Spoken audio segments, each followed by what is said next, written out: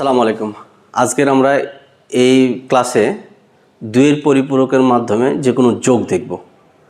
কিভাবে দুইয়ের পরিপূরকের মাধ্যমে যোগের কাজটা করা যায়। তার মানে যে কোনো বিয়োগ দিলেও আমরা কি যোগের মাধ্যমে করব, কোনো যোগ দিলেও আমরা কি যোগের মাধ্যমে করব। সেটা কি ব্যবহার করে? দুইয়ের পরিপূরক ব্যবহার করে। তাহলে দুইয়ের পরিপূরকের ক্ষেত্রে আমাদের অবশ্যই একটা রেজিস্টার মেনটেন করতে হবে, একটা রেজিস্টার নিতে হবে, সেটা 8 বিট বা 16 বিট বা 4 বিটের।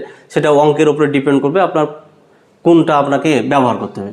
আমরা প্রথমে সহজ থেকে শুরু করি।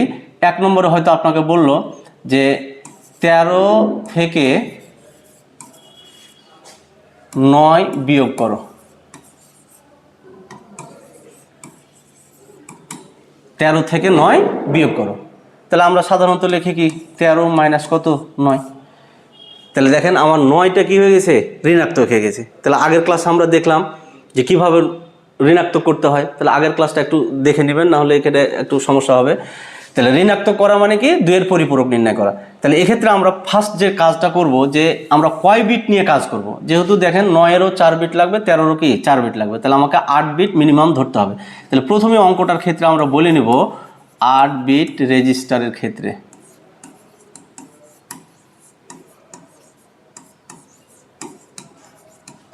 আর বিট রেজিস্টারের ক্ষেত্রে 13 ইজিক্যাল টু 13 বাইনারিটা একটু বের করেন। এটা ক্যালকুলেটারে বের করবেন আপনারা যদি একটু বড় হয়, আর যদি ছোট হয় তাহলে এখান থেকে 8 আর 4 12 রাখে কত 13। তাহলে কয় বিট পেলাম? 4 বিট। তাহলে আমাদের আরও 4টা জিরো দিয়ে আমাকে কি পূরণ করতে হবে, 0 1।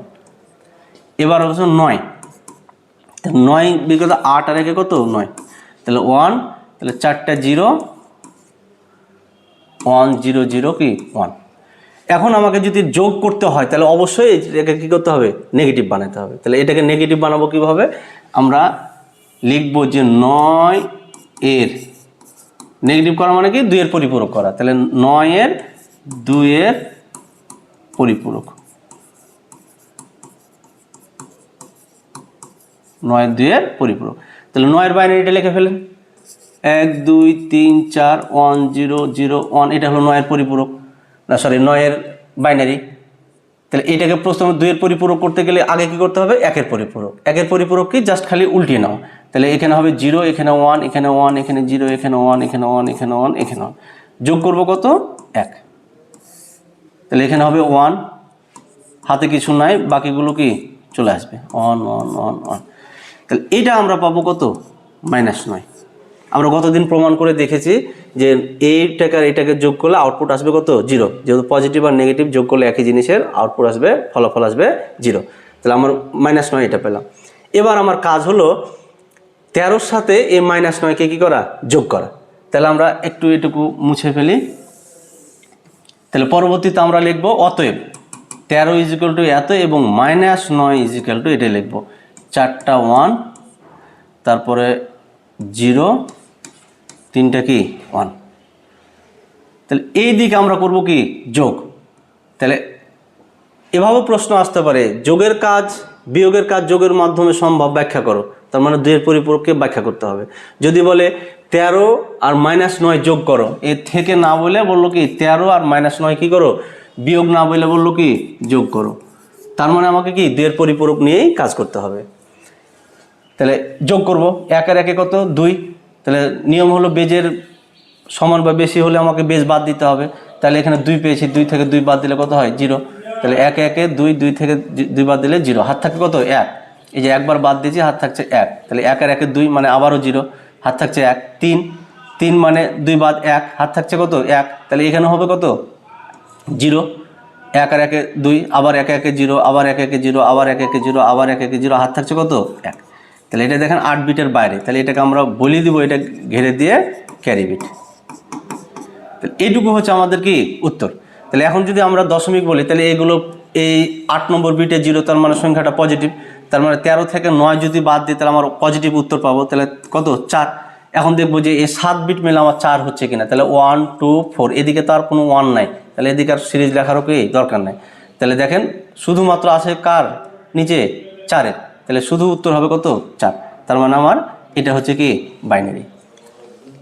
আবার যদি আমার অন্যভাবে ধরি, ধরেন আপনাকে বলল 3D a সমান এত বি সমান হচ্ছে কত 75, এটা হচ্ছে অক্টাল আর এটা হচ্ছে কি হেক্সাডেসিমাল। এখন বলল এ আর বি এর পার্থক্য নির্ণয় করো যোগের মাধ্যমে। তাহলে যোগের মাধ্যমে যখন পার্থক্য নির্ণয় করতে পারো তখন ধরে নেবো আমরা কি এটা হেক্সাডেসিমাল আমাকে দুইয়ের পরিপূরক ব্যবহার করে করতে হবে। তাহলে দুইয়ের পরিপূরকে যদি আমরা ব্যবহার করতে চাই তাহলে আমরা এটার বাইনারি কত হবে 3D, 3D মানে কত 13, তাহলে 8 আর 4 12 আর 1 13 আর 3 হচ্ছে 1, তাহলে আমরা কয়টা বিট পেলাম 4টা 2 কি 6টা, তাহলে আরও 2টা বিট দিয়ে আমি কি পূরণ করব। এবার যদি 7 5 ধরি তাহলে 5-এর বাইনারি 1 0 1 আর 7-এর বাইনারি হলো কি 3টা 1, তাহলে এখানে পাইলাম কত 3 আর 3 কত 6, তাহলে 2টা কি 0 নিলাম। এখন পার্থক্য তো সাধারণত বড়টা থেকে কি ছোটটা করা হয়, তাহলে এখানে বড়কে আর ছোটকে আমরা তো দুইটা ভিন্ন ভিন্ন সংখ্যা পদ্ধতিতে দেওয়া আছে, তাহলে এটা আমরা চেক করব। যেহেতু এটা একই সংখ্যা পদ্ধতিতে চলে আসছে দুটাই বাইনারি, তাহলে আমরা দেখব লাস্ট বিটটা এটারও 0 এটারও 0 এটারও 0 এটারও 0, এখানে 1 এখানে 1 এখানে 1 এখানে 1 এখানে 1 এখানে 1 এটা 1 এটা 1 এখানে 0 এখানে 0 এখানে 1 এখানে 1, তার মানে সংখ্যা দুটা কি একই সমান। তাহলে এখানে যদি আমি বিয়োগ করতে চাই তাহলে কি হবে, যোগ করতে চাই ফলাফল কি আসবে 0 চলে আসবে। তাহলে আমাদের একটু সংখ্যাটা আমরা যদি চেঞ্জ করতে চাই, আচ্ছা দেখি এটাই আমার ফলাফল 0 আসে কিনা, তাহলে আমাকে কোনটা থেকে যে কোনো এখন একটা 2-এর পরিপূরক বানাতে হবে।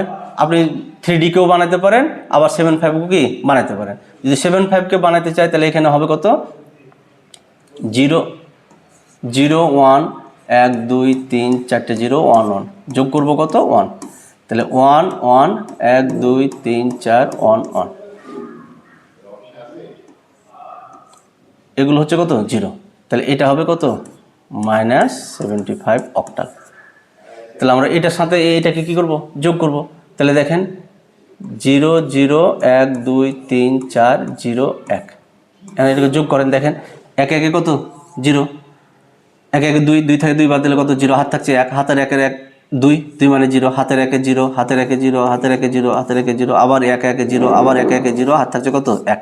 তাহলে দেখেন এই 1 লাস্টে 8 বিট, তাহলে আমাদের সকল বিট চলে আসলো কত 0-তে, তাহলে ফলাফল আমাদের কত 0, কারণ যে এই দুইটা মানে কি সেম। এভাবে যে কোনো আমরা সংখ্যার পার্থক্য যদি বের করতে চাই 2-এর পরিপূরকের মাধ্যমে আমরা সমাধান করব ইনশাআল্লাহ। Thank you.